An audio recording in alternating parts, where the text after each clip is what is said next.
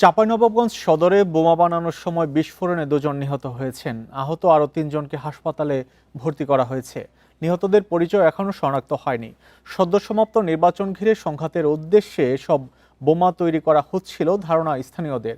এদিকে পুলিশ বলছে সব বিষয় খতিয়ে দেখা হচ্ছে। ঘটনার তদন্ত শেষ হওয়ার পরেই এ বিষয়ে বিস্তারিত জানানো হবে।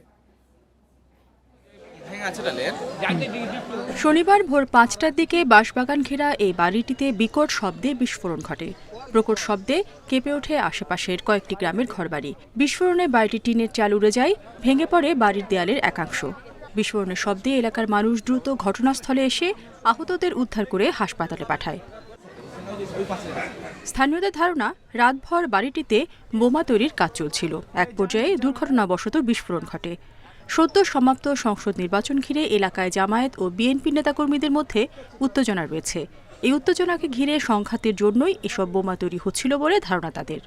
গ্রামের ক্যাডার হচ্ছে সন্ত্রাসী ক্যাডার হচ্ছে দুলাল, তার ভাই এটা আপনার এই যে কি নাম কালাম তার ভাই। এরা পরিকল্পিত ভাই এরা এই জিনিসটা এখানে সাপ্লাই করেছে। আজকে চরবডাঙ্গা ইউনিয়ন কিন্তু আগুন জ্বলতো, আর চরবডাঙ্গা ইউনিয়ন কিন্তু তারাস লাগাইতো। আমরা কিন্তু দুয়া কালামের মাধ্যমেই ছিলাম রাত্রে, যে কি হয় কালকে সকালে। বিস্ফোরণের খবর পেয়ে ঘটনাস্থলে ছুটে যায় পুলিশ, র্যাব ও ফায়ার সার্ভিসের কর্মীরা। বাড়িটি তল্লাশি করে 2টি ছিন্নভিন্ন মরদেহ উদ্ধার করে র্যাবের বম ডিসপোজাল ইউনিট।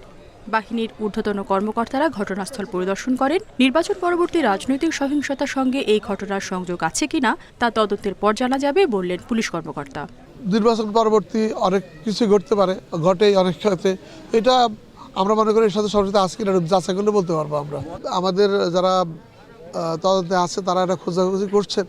আমরা আশা করতেছি অতি দ্রুত আমরা এটা বের করতে পারবো। হাসপাতালে চিকিৎসাধীন আহতদের আটক দেখিয়েছে পুলিশ। Independent news.